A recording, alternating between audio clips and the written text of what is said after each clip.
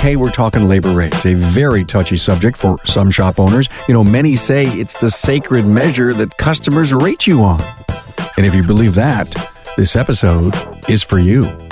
Carm Capriotto here, the Aftermarket Podcast Guy, and in this episode, we're going to cover multiple labor rates, an approach to calculating your rates, and what the future holds as far as the importance that labor rates are to your business, if not most critical already. I'm with two business coaches, Bob Greenwood and Brian Gillis, and joined halfway through with shop owner Bill Nalu, who brings his unique view on labor rates. If you're struggling to make money, there are many areas you need to pay attention to, and most importantly, your labor rate. Is your rate based on the market or on the function of your business? We'll answer that. Hey, please remember that Shopware and Shop Marketing Pros are fantastic supporters of the Town Hall Academy. Now, please consider them as partners for you. Contactless service is key to keeping your bays full while remaining 6 feet apart. Shopware's completely digital workflow will wow your customers and keep your profits up. Tara from Topol Service Center commented recently, "Thank God for this amazing cloud-based software during this difficult time. Can't imagine life without it right now, and thanks to Carolyn and Team Shopware, hey, book a demo. Check it out at getshopware.com/carm. Hey, when someone searches for a shop, who are they finding? Your competitors? Well, it should be you, the good people over at Shop Marketing Pros. They know how to drive website traffic and make Google work for you. On the web at shopmarketingpros.com. Tell them Carm sent you. Hey, this Academy was broadcast live and is now repurposed as a podcast and video. The key talking points listed on the show notes page will make for an excellent meeting agenda or outline to help you understand and improve your labor rate and the impact it has on your business. The slides that we talked about in the video are on the show notes page. Go to remarkableresults.biz/A187. What value proposition do you bring to the table? And your labor rate reflects the value you bring, the competency you have within your team. It's all very doable. Hey, more like that in a minute. Between episodes, spend a few moments on the remarkableresults.biz website. Every episode is cataloged by series and keywords. Every archived academy is on one page. You can watch all of our live broadcasts throughout the site and search for anything, including a topic or name. The website is a trove of education you just need to immerse yourself in. If you've got a pain point, there may be just a podcast there to help you. And please don't forget about the most fun live aftermarket magazine-style show that airs on Tuesdays at noon. It includes a shop tour. Hey, catch all archived episodes at aftermarketweekly.com and grow your wisdom. Join me for Aftermarket Weekly Live. In this episode, I'm with Bob Greenwood, AM, President and CEO of the Automotive Aftermarket e-Learning Center, business coach, and as I like to say, one of the best numbers guys in the industry. Also, business coach Brian Gillis, the chief strategist at UNet Results, and joining us about halfway through is shop owner Bill Nalu from Interstate Auto Care in Madison Heights, Michigan. I am here with Business Coaches Lab, I don't think maybe part 6 or 7, I don't remember what it is, but we're here to talk about labor rates, a function of the business, not the market. I'm with Bob Greenwood, AM, President and CEO of the Automotive Aftermarket e-Learning Center, and one of our most respected business coaches. Hello, Bob. Good day, sir. How are you? From the West Coast. Brian Gillis is with us, the chief strategist at UNet Results. Hello, Brian. Hey, how are you? I am good, man. Okay, we're going to talk about labor rates. I have a guest that's going to come on a little later in the show, a shop owner that's got an opinion or three on labor rates and what he does inside of his shop. And I will keep that mystery guest in the queue here for right now because I know you all know him. We haven't talked enough about labor rates on the show. We've talked about them, but we've not gotten into some of the mechanical side of it. And I know we're going to bring up some interesting formulas for you all. Brian, let me start with you. You got to know your true cost of doing business, right? Getting down to what your labor rate should be, for me, I always want to kind of start from, what you want your end results to be, what your desired, say, net profit might be within a year, within a month. But to do that and to kind of figure out what should my labor rate be, my door rate be? You have to know your true cost of doing business. You really have to dig in and know your numbers. You have to know what your total personnel costs are, your operational costs, your debt payments, your building expenses. And then once you figure that number out, then you can do the math and calculate, where should my labor rate or labor rates be? By the way, Bob Greenwood, in my mind, is known as the numbers guy in the industry. If you need to understand anything about numbers, now he's a great coach overall, but Bob, I'll tell you, so many times I'm on the phone with guys and says, yeah, you got to go to Greenwood for that. I mean, that's what you're known as, man. Oh, well, okay. The labor formulas have changed, and there's still too many shops that are working on one catch-all labor rate, and you can't make your business work that way anymore. The diversity of the new aftermarket is substantial, and it's going to continue to really diversify in the labor component. You need a minimum of 3 labor rates today, minimum. And they need a maintenance rate, a diagnostic rate, and a reflash rate. All have different formulas. I have clients that are now up to 5 different rates. We have a fluid rate, a tire installation rate, et cetera, et cetera. But at least get your shop to those 3 key rates. But to get there, you have to understand the new concepts of how to set labor rates, not to look down the street, but to understand your cost of business. And we call it the cost per build hour. And we have a specific formula for your cost per build hour. You have to take your total operating expenses and divide it by your total build hours. Now, your total operating expenses is everything, all wages, including you, all operation expenses, including depreciation. And that's why you take your last year's financial statement, go to look at the accountant's financial statement, and most likely 98% of them use a cost accounting format. You want to change that to what I call a management accounting format, which means you take the technician's wages out as a cost of labor. Anything that the accountant has put in there as a cost of labor on your income statement, you take out and put it down as an operating expense, whether it's freight or anything. So the labor is purely 100% gross profit. So by taking those total operating expenses, you divide it by your total build hours, and that gives you your cost per build hour. The objective is to come in around $150 to $165 as your cost per build hour. If you're way below that, at the 120, 115 range, I can probably bet $100 you don't pay yourself a professional wage out of your company. And when you don't pay a professional wage, in my mind, you're subsidizing your company. And it also changes your resale value of your business when it's not profitable enough. If you're sitting at 180, 190, or even over 200, and I've seen a few of those, you have a productivity problem. And that's got to be addressed. And you may have the wrong labor rate. So understanding your cost is right. Brian is right on. You've got to understand everything about your particular business. Don't look down the street. Understand your business. Then you're going to have a real substance to work with as to where my labor rate should be. Bob, what I found out that was interesting, if it's too high, that's not a good thing. Right. You got a productivity problem, and then we have to go in and examine what is my average build hours per RO. What is the average technician being billed out per day? We have to look at all those things, and we look at the efficiency factor, the site efficiency factor of the operation. And the only real way you can lower your cost per build hour is by increasing the number of hours you bill. And the industry is still stuck on sales and activity versus really talking about and measuring productivity. In our profession today, we are in the build hours business, yet how many shops still work all day trying to make extra gross profit on their commodities, their parts sales? And understanding that is not going to save your business anymore. You can say your sales are up 15% over last year or even 20%. That doesn't mean your net profit went up by that. And your net profit objective is to net 20% of gross sales after paying yourself a professional wage and your team a professional wage. So your cost per build hour comes into everything now.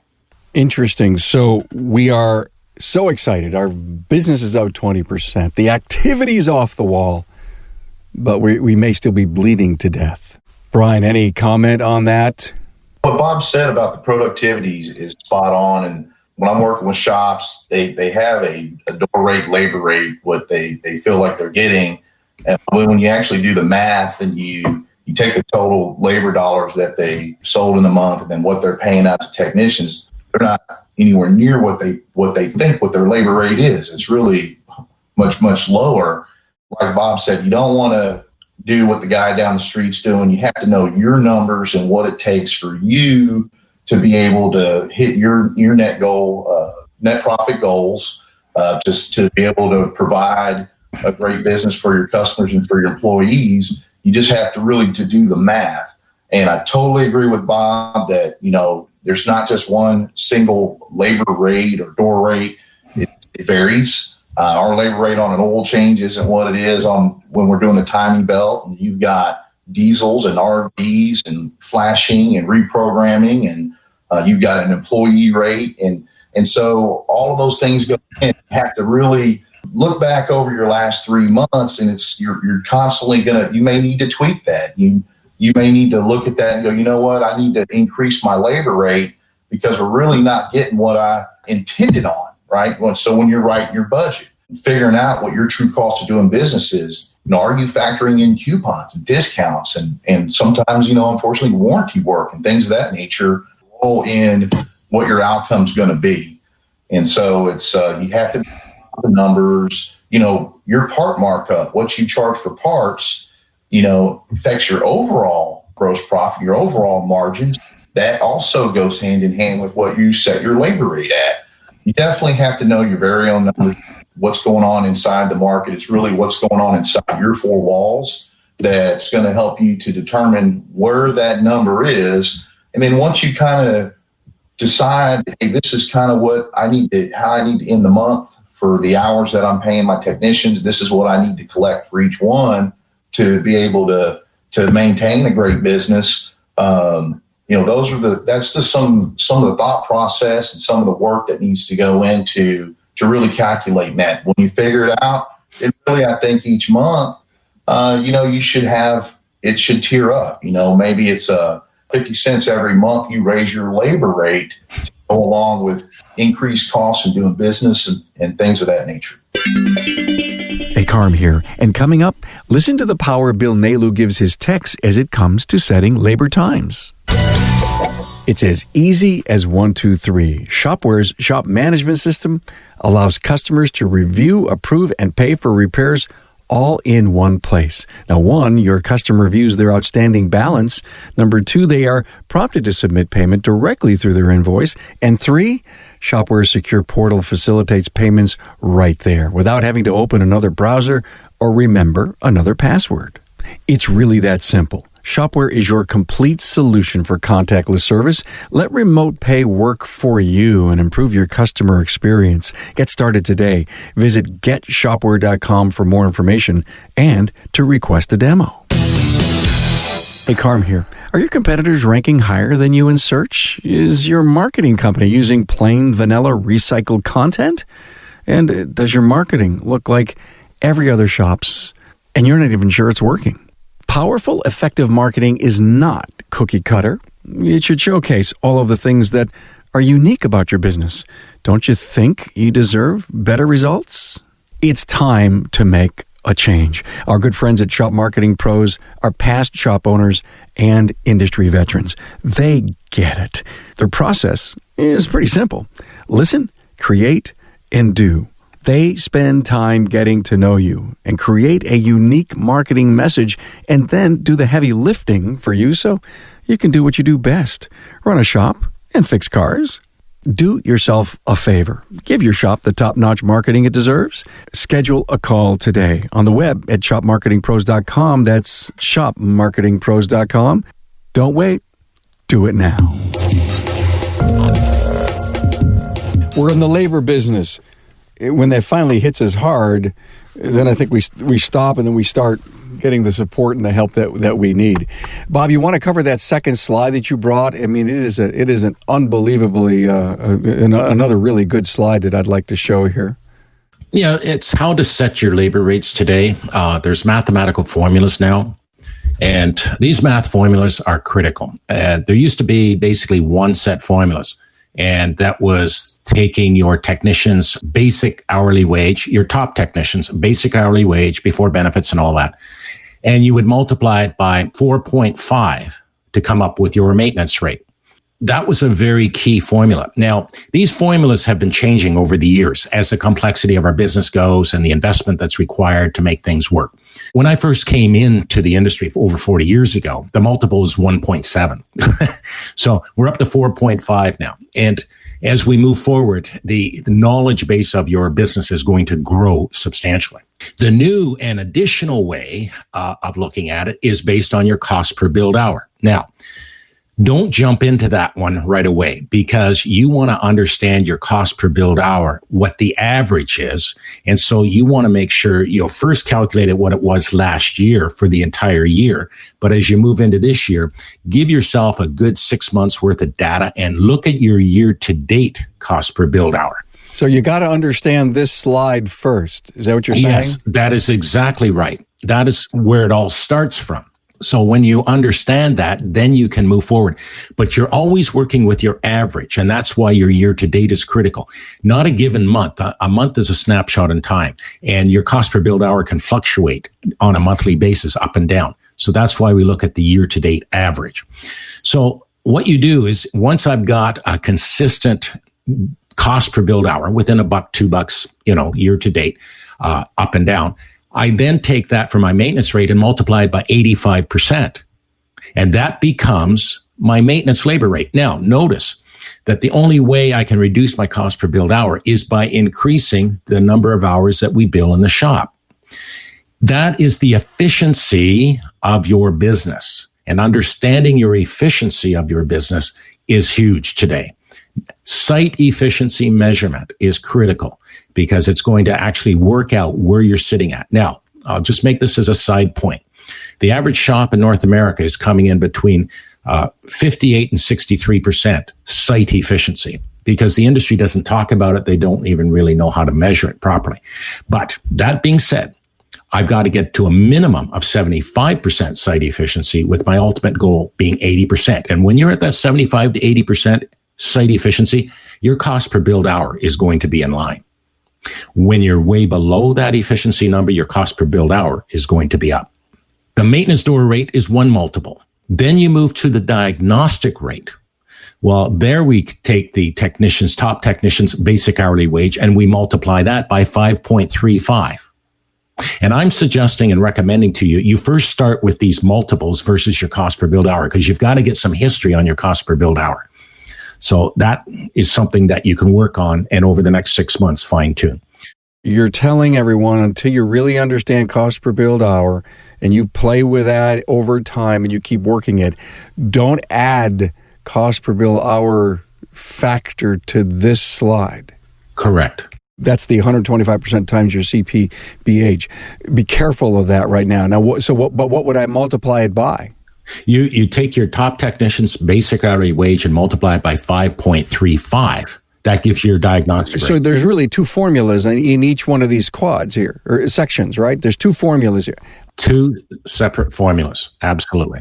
The diagnostic rate is a higher multiple because you don't have any commodities contributing to that time. Diagnostic time is any time you analyze or interpret information. And those are two words your entire team has to understand clearly. And you know where you don't charge out? You don't charge out when you're taking out the vehicle for a test drive. You're actually analyzing the vehicle on a test drive.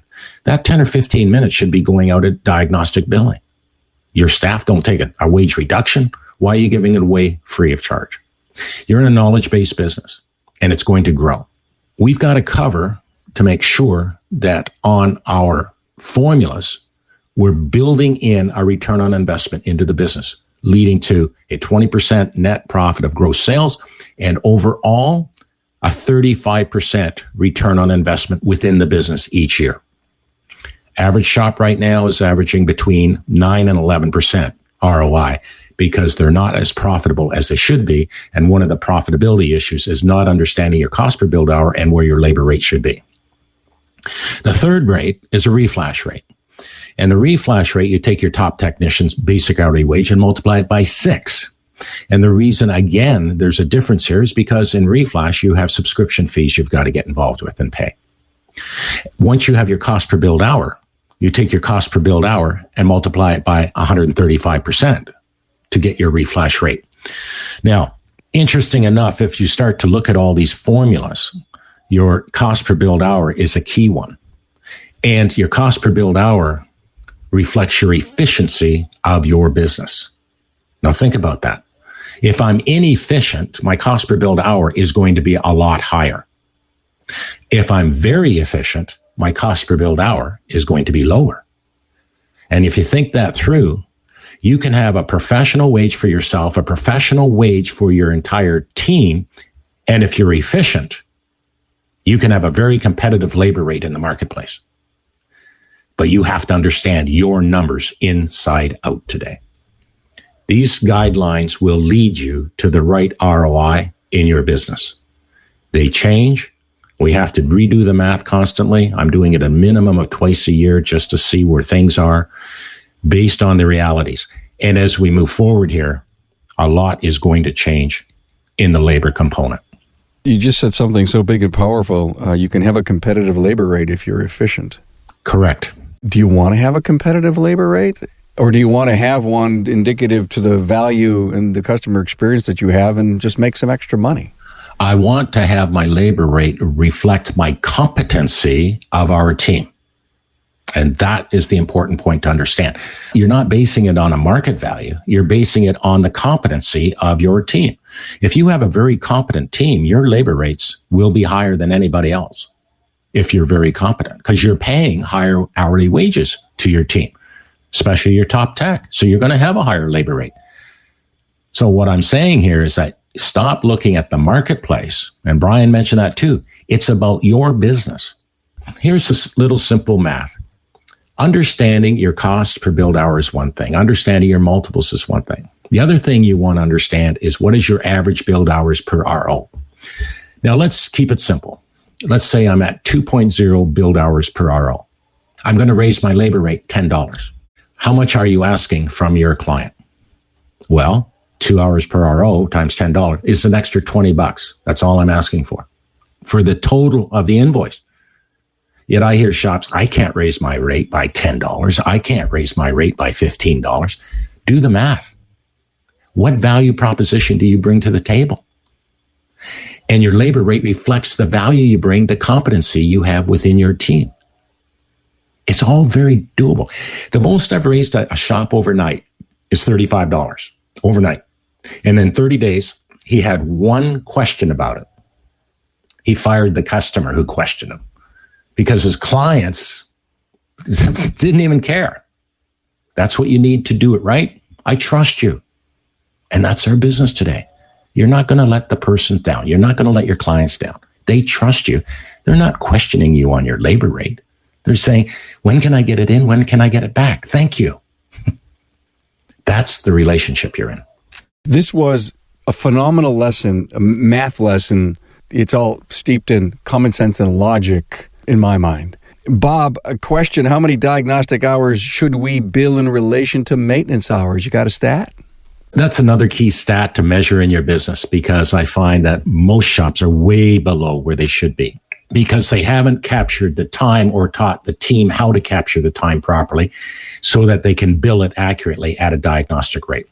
Today, and I'm talking about 2020 and moving into about June, July 2021, it will start to change. You should be obtaining 25% of your maintenance hours as additional diagnostic hours. So keep it simple. If you're doing 100 hours of maintenance billing in a month, you should have on top of that another 25 hours in diagnostic billing today. I find that too many shops are down around the 5 to 8% range. Some shops don't even capture it at all. And so therefore, they're not billing out the diagnostic hours. But you've got to understand, as we move forward, there's going to be more diagnostic billing based on the vehicle itself and the complexity of it. Remember, diagnostic billing is any time you interpret or analyze information on the vehicle. So you could be analyzing the GM or OE website as to what is required. That means you're analyzing or you're interpreting their information so that you can come up with a solution. As I said earlier, test driving, you're analyzing. You're taking a scope, you're analyzing. You've got to capture that time separately so it can be billed accurately. Thank you for that. Brian, bring you in here about matrices. What kind of advice can you give us on labor matrices? Labor matrices, a lot of the software management systems that are out there have it built where as you charge more hours per job, it'll scale up your labor rate and just kind of basically, I like to see my shop that in place so that, it helps them to better achieve a stronger, labor rate that they're collecting for every hour that they do. And also kind of wanted to just kind of add to what Bob said. I also believe that shops don't charge enough for the time that they're spending testing these vehicles and determining failures, whether it's pressure testing the system or smoke test or, you're cleaning off an engine or an area of the car in an effort to pinpoint a leak and or road testing a car. All of that's your time for your employees. And a lot of shops just aren't charging for that. And so I think there's some loss there. And so I just to kind of agree with what Bob said on the diagnostic front that, 25 to 100 ratio is what everybody should kind of target for with in regards to maintenance to diagnostics. But yeah, there's some software management systems out there that will help you with multipliers. And so if you do 1 hour, maybe say it's $89 per hour, and then you do 2 hours, it automatically will scale it up and bump it up a percentage. At 3 hours, it'll bump it up, another percentage. Some of them can be linear. You can preset that so that, for your advisors, when they're billing out tickets, it automatically will scale it up for you on the labor that you collect for each job to stay on top of things. That helps also with a lot of the coupons that we put out there for the customers as well to attract them to our business and, helps with discounts and that lost time that we don't always capture. Thanks so much, Brian. Hey, I want to bring on a friend here. I think a friend to me and to everyone here. His name is Bill Nalu. Gentlemen, good afternoon. Bill. Hey, Bill, thanks for coming on. I picked up the phone this morning and I called Bill and I said, I'm going in the ring with Bob and Brian. And I just want to know, what are you doing with labor rates, matrices, and, efficiencies and stuff? He had something very interesting to say. And Bill, I want you to share the story you told me about how the techs are driving that labor program in your place. Let me just say first, when you called me and you asked me to be on a numbers podcast with a Bob Greenwood, let alone Brian, it's intimidating because, as you gentlemen know, numbers don't drive me. And as I'm hearing Bob talk about those formulas, of course, they're valid and they are measuring sticks by which we have to run our businesses. But I think to myself, what is that $300,000, $400,000 shop doing right now that's struggling to make it? How do we get them to see the value of this formula if we can't get them past their view of themselves, which incidentally projects their view, their sense of shame and what they are worth? And it's amazing how that bleeds into the employees. It's amazing how it bleeds into the customers that they attract into the shop. Yeah. And that's really where my contribution lies. We have to push back on this nonsensical idea. I've said this on so many different occasions. I decided years ago to be the cheapest guy in town. And I speak to shop owners all the time, and I sort of egg them on, and I say, who here isn't afraid to be the most expensive guy in town? And a bunch of guys like me raise up their hands proudly, And I'm like, why do you think you're the most expensive guy in town? I have the highest prices in town, but I'm the cheapest. I do the best work with the best people. All three of my technicians have been with me for over 10 years. I don't have a technician fighting it out with the service manager who used to be a tech who's worn out now, who's going to tell the tech that's working on the vehicle how much we're going to charge because, I don't know, some book told him what that was going to be. Never mind about the cross member that's going to take us 2 hours to pull up. So this kind of stuff. And so what I tell my technicians is, you decide what you want for this job, and then you're going to stick by it. And if you underprice it, then we're going to stick with that. We're not going back to the well. I'm not calling this customer a second, third time, but you're going to tell me what it's going to cost. And don't you dare get me in trouble. If we can't justify it, if you don't have the pictures, and if you don't have a report worthy of the gap that you want, then you and I don't deserve to be in business, let alone get this job. And so the story I was telling Carm is I had a fleet account that we deal with ask me about something. We had a labor bump. I think we had twice the labor that we had in there. And it's an older vehicle. We're in Michigan. There's rust. And this guy starts to browbeat me on this. And I asked him, I said to him, let me ask you something. I think his name was Joe. I said, you're probably a former tech, right? He said, yeah. I said, I did that for 30 years. I'm an ASE master. I said, you think there's many of you guys left out here? And we get to chatting about this. 5 years ago, we were talking about half the technicians that are 50 and up are going to be out. They're out now. And what we have left is the guys that are just barely hanging on and the guys that we're willing to bring on. And I'm going to sit here and I'm going to have a conversation with somebody who's an industry brother of mine over why we're not worth $25 more an hour for this job. And so we have to be courageous enough to say, this is what we deserve. And we are cheaper than the guy that is going to cost you. This vehicle that's sitting in this parking lot, while you and I are arguing over this, Joe, this vehicle has a $500 a day downtime. They're not replacing this with a U-Haul truck anytime soon. And so we have to be courageous enough to have this conversation, not with just those fleet people. We have to have them with fellow industry brothers and sisters. We've got to remind them what we're worth. We work on the most complicated consumer product man has ever created. And we don't make as much money as somebody who replaces a water heater on a house, not to disparage what plumbers do. We do plumbing too, in the middle of something that's got to go 150 miles an hour down the street. Very, very good rant, my friend, and all oh so true. Let's talk about what you told me this morning. The techs are the driver of the labor. The technician tells the service writer, who, by the way, if he's a former technician, that's one thing. But I would rather have somebody that isn't going to question the technician. I have to trust my technician to tell me whether he needs twice the labor time on something or 3 times the labor time on something.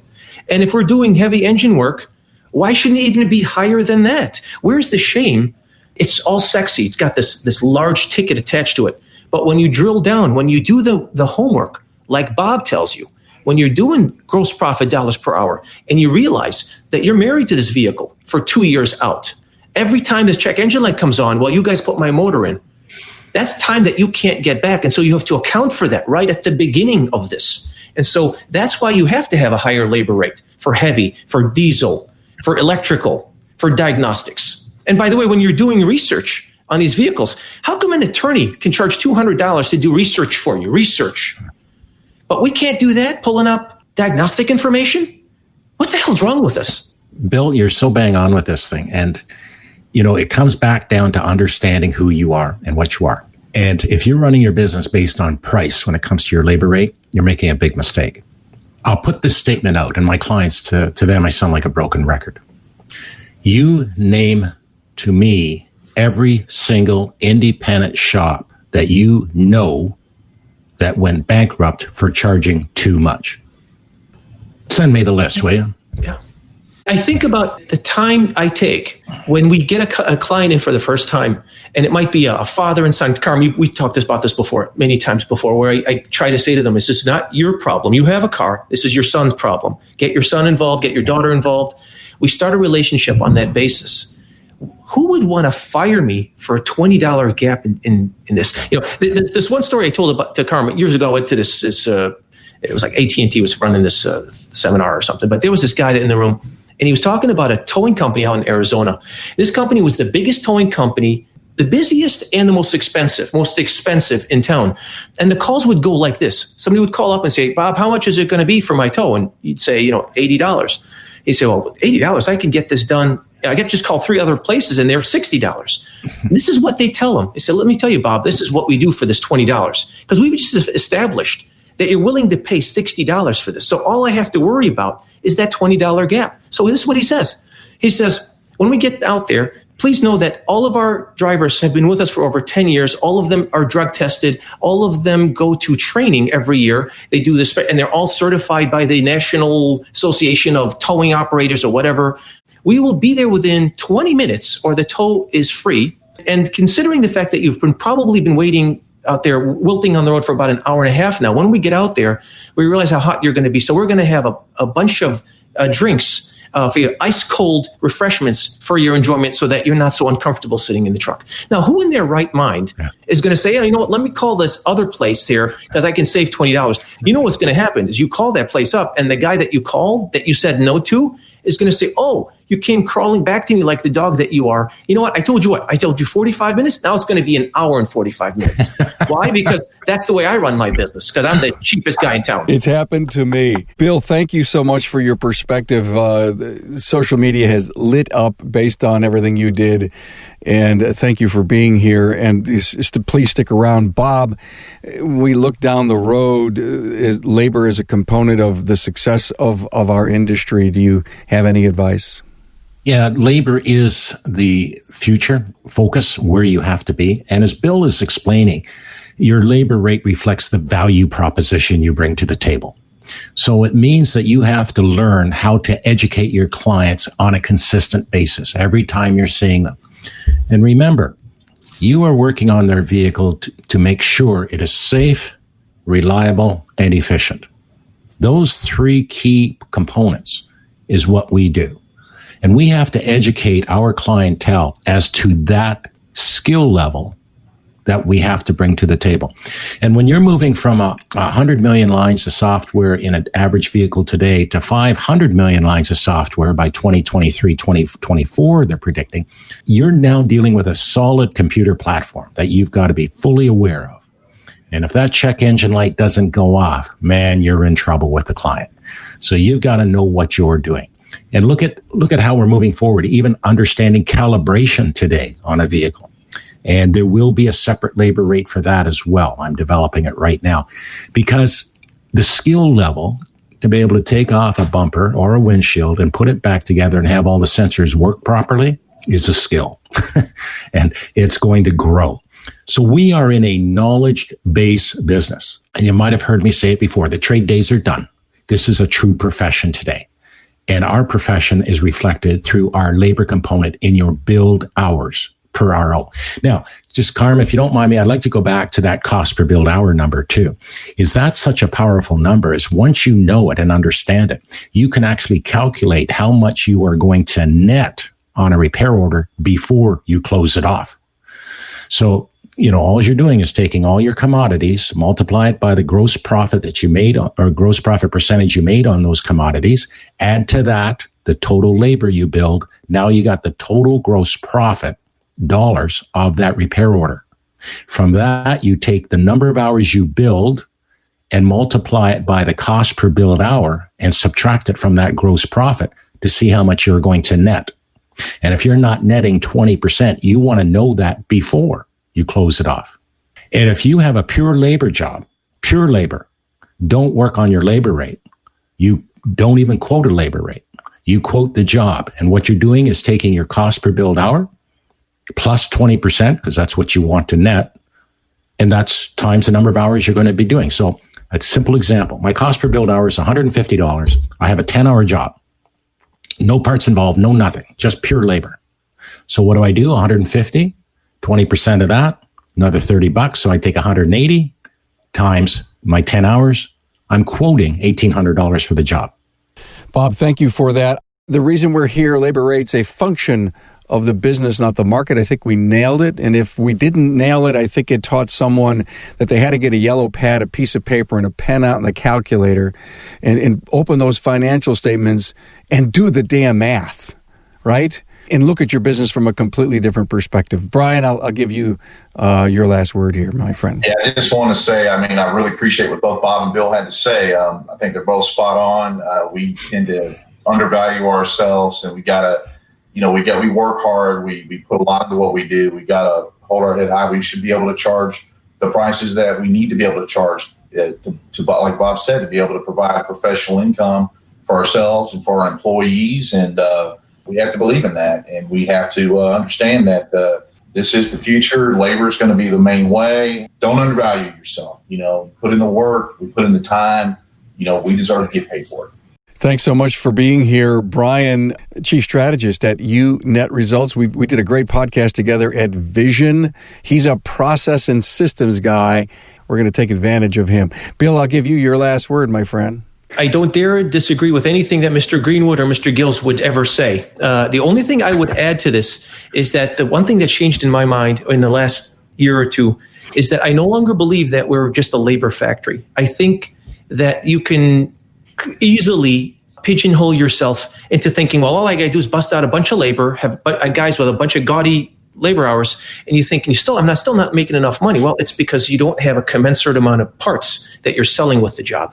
If you don't have a proper mix of parts that you're selling that don't cost me any extra labor, that don't cost me any extra parts, there's no workers' comp, there's no extra costs with that part. And that technician, if you force the issue with the customer, if you no longer install used parts, and if you no longer burn yourself and you're installing quality parts, you no longer have that issue to deal with. It's much more predictable, and you sell those parts along with that job. You're sourcing them because the technician also has to pick these parts. They have to know what parts to pick.